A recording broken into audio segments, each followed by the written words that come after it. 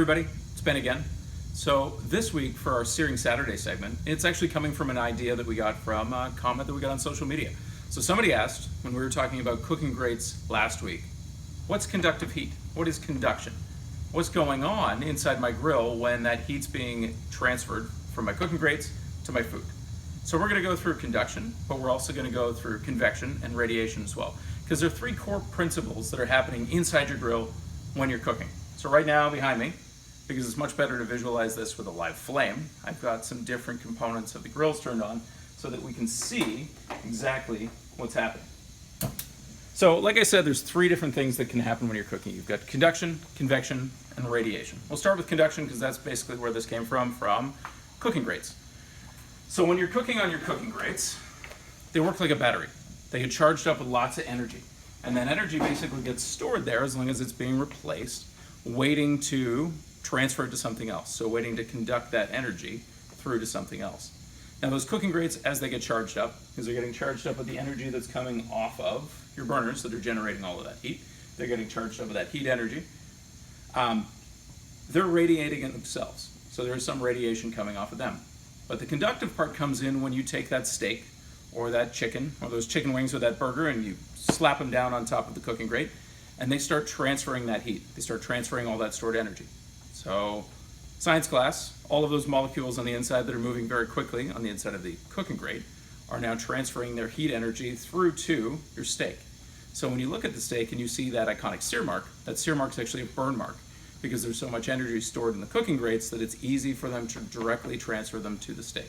That's why you see that iconic sear. Conductive energy is the most intense because when you can make contact with a major heat source, it's very easy to transfer it through touch, as long as it's not a major insulator. So conductive energy is where we get our sear mark from. In grilling, that's what you're going to see. It's also pots and pans when you're dealing with them, when you're working with sauteing, getting that nice golden brown or getting that nice dark sear from a full surface sear on a griddle. That's all conductive heat, that's all conductive energy. But all of that comes from, come on in here, Jeremy. We'll get into the heat. All that comes from radiant energy that comes from the burner itself. So we've got these ribbons of flame. Every Broil King burner's got two ribbons of flame. 1, 2, 3, 4 on just these two burners here. Those ribbons of flame are generating lots of heat, and that heat radiates up as you're grilling. It's going to radiate out in a bubble as well. So that bubble of heat is what's mainly going to cook your food that's not making contact with hot steel. So those golden bits that you see between your sear marks, those were created from radiant heat. It's intense, but because it has to travel through air, which is robbing it of a lot of that energy, it's not as intense as the conductive heat that you get from direct contact with a cooking grid. Radiant heat is most of the grilling that we see for golden brown chicken wings. Radiant heat's what's going to cook pork tenderloin that you're cooking in direct, or those roasted vegetables where you've turned the heat down and the cooking grates don't have as much energy in them. Or you're using a grill topper and it just came out of the grill cold, a lot of radiant heat is going to cook that. Now that radiant heat is basically causing any of the air within the grill to move as well. Now, I got told last week that I talk with my hands too much, so I'm trying to slow it down this week. I think I'm failing horribly. It's okay. That radiant heat is also causing air to move inside your grill. And that air that's moving is convective energy.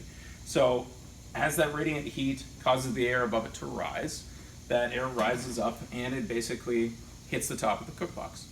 Now that hot air is going to be the hottest air because it's fresh, gets to the top, which means any of the cool air that was around it gets pushed out of the way and it either falls back down or escapes out of the grill. But what you've got inside the grill is basically convective motions that happen where you've got heat rising and then air falling. Heat rising, air falling. And it goes in a circular pattern. The best place to see it, because you can visualize convection in a boiling pot of water. So the water at the bottom is actually slightly hotter than the rest of the water in the pot. That hot water rushes up, cools when it hits the surface, and it comes back down, and it keeps going in a cyclical fashion, basically. Convection cooks your food from the outside.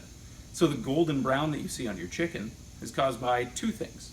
You've got a little bit of reflective radiation that happens inside your grill. So heat radiates from here, bounces off the inside of the lid, and you get some of that radiant heat cooking your meal from the top. But a lot of that is just convective heat. It's the heat that's around in the air, cooking meat from the outside to the inside. And as it cooks from the outside to the inside, all of that energy is transferring in. So rotisserie chicken question that we had last week, Can I leave my rotisserie burner on full the entire time I do my chicken? Well, that depends. If your chicken's small and it doesn't have a lot of fat, you can leave it on full because there's probably no danger that you're going to burn the skin before the chicken itself is done on the inside. But if that chicken has a lot of fat and it's fairly large, all of that extra heat is probably going to burn the outside of the chicken before it cooks everything to the inside, because it's going to take time for that to transfer in, to heat it up to a servable temperature. So most of the stuff that you're looking at with cooking temperatures, doneness, tenderness, all of that, it's really just the transfer of energy. It's all that stuff that we learned in science class in high school. We're transferring energy from an incredible heat source to something else. Now, something to keep in mind there is when we talk about grilling, we're never talking about the temperature of the burner itself. So when we say to grill a steak at 500 degrees, the flames in your grill are about 1500 degrees Celsius or 2700 degrees Fahrenheit. They're incredibly hot. They lose a lot of that heat as we move away from them in distance. Now, they can charge up steel mass that's around them with a lot of energy, but it's never that same intensity that it is at the burner itself. So when we talk about grilling, that's mainly the grilling temperature that you'd see at the cooking surface. So when we say to grill a steak at 500 degrees Fahrenheit, that's right at the grilling surface. That's what you're going to register in the thermometer on the lid. So it's not the same intensity. When you look at an infrared burner, like this one over here, we know that that flame is way hotter than what we say the cooking temperature is. So when you talk about an infrared burner, we say that this is 1700 degrees of searing heat. But down inside the burner itself, it's about 1000 degrees hotter than that. So flames are incredibly hot. We never talk about the flame when we talk about grilling, because we know that that's going to be the hottest, at least variable part of the entire fire. But yeah, that's kind of the quick overview on convection, conduction, and radiation.